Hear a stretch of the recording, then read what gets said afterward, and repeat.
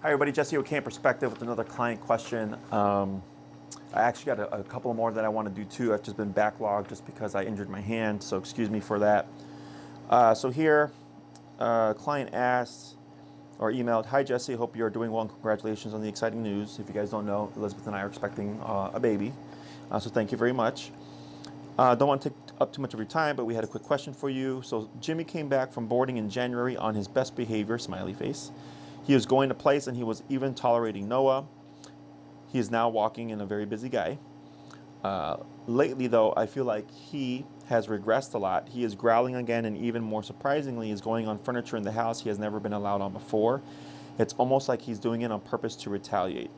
Wanted to see if you had any suggestions for us or if we should schedule our last training session with you. Always appreciate your time and insight." Okay, so here, we're happy to hear that Jimmy was on his best behavior after leaving us. Of course, there are no exceptions here. If a dog is out of line, they are corrected.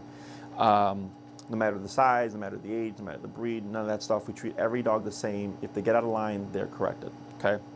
But you gotta remember, dogs are kind of like kids, and I call this the grandparent effect, where if we're very strict and the owner is lenient, it's kind of like with grandparents. Growing up, I was the first grandchild. So my grandma let me get away with a lot of stuff. And I learned that. So I learned that with my grandma, I could push boundaries. With my mom, I couldn't push boundaries because my mom was, of course, more strict. So here, it's the same thing for dogs. Here, we're obviously more strict, so they learn to behave themselves. But then when they go home, they may test the boundaries a bit. Sounds like a little bit what's going on here, okay? Now, we do want to factor in a couple of things, guys. One is with jumping on the furniture, I think it's with Noah being, as you said, more mobile. He's moving, he's walking. Jimmy might be going up on higher grounds, trying to get away from Noah. Okay, this is the first thing that I think of when I read this, is a dog's like, okay, now you're standing, now you're moving a lot more, now you're maybe got a bit more speed, right? You can reach higher or whatever, so I want to get away from you, so I'm going to jump up on the couch somewhere where you're out of reach, or jump up on the bed somewhere where you're out of reach, where the dog is out of reach, of course.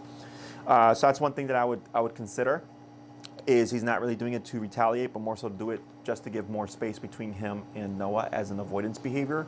And to me, this would be technically healthy, because he's going, all right, instead of trying to growl and bite you, I'm going to avoid you. But you have to remember, if Jimmy continues to avoid and avoid and avoid, and Noah continues to pursue, it's going to put him under stress, and you're very likely going to see a bite here, okay?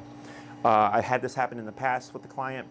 The dog wasn't a fan of the child. All the same stuff with the crawling. The dog would growl, be avoidant, and all that stuff. And then one day, the kid was crawling on the couch towards the dog. The dog was in the corner of the couch trying to get away. Their child went to pet the dog, and then the dog nipped the kid in the face, and they got a little scratch. It was nothing too serious, but they of course contacted me, and I told them this is exactly what I told you guys, that Crasher was doing a good job of avoiding and not going into conflict and leaving the space and stuff, and you continued to let your child invade his space. So the dog goes, all right, well, if I can't avoid you and I can't run from you, I'm going to just have to stop this now. And they corrected the child as it would correct a puppy, okay? Because remember, your child is a puppy in Jimmy's eyes.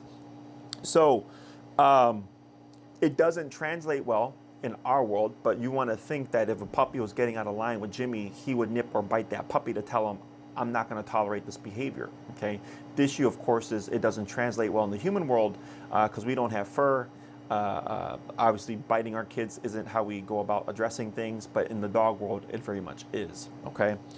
So if he's regressing in terms of control in the home, that means we need to, of course, be diligent about reinforcing.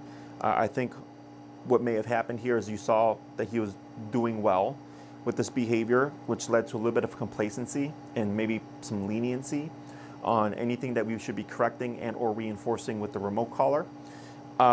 So you remember guys, Jimmy getting acclimated to Noah is going to take a couple of years. I always tell people at least 2 to 3 years once the child understands the concept of gentle and slow and is more normal in their mobility. When they're learning, the awkwardness and the stumbling and stuff tends to make dogs uncomfortable. It's very common.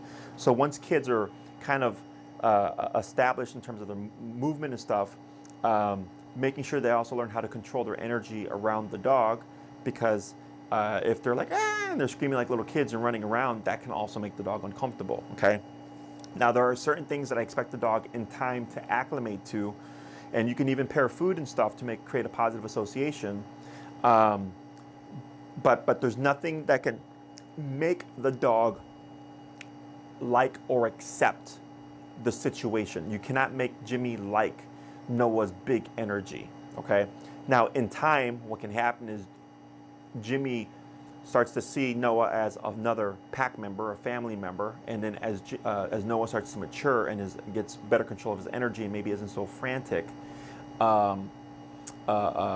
Jimmy may then start opening up to Noah, okay? But this is all, again, in the future, when you have the ability to give your child instructions that they can follow and understand, and we can teach them how to properly conduct themselves around the dog, asking permission to interact with Jimmy, asking permission to give Jimmy a treat, asking permission to pet Jimmy, are all things that I recommend. It sounds weird to have your child ask for permission for your own dog, but you want to think that how you allow your child to act with your own dog, in this case Jimmy, is how they're going to act with other people's dogs. And I've had clients' kids be bit because they let their child have a little bit too much freedom with their own dog, and then when they went to a friend's house, they did the same stuff they did to their own dog to the friend's dog, and the friend's dog was like, I don't know you, I'm not going to accept this, and then bit the child, okay? So key things here are we need to tighten up on our control, both over Jimmy and over Noah, okay? So this means if Noah's going to be walking around and stuff, I would put Jimmy away.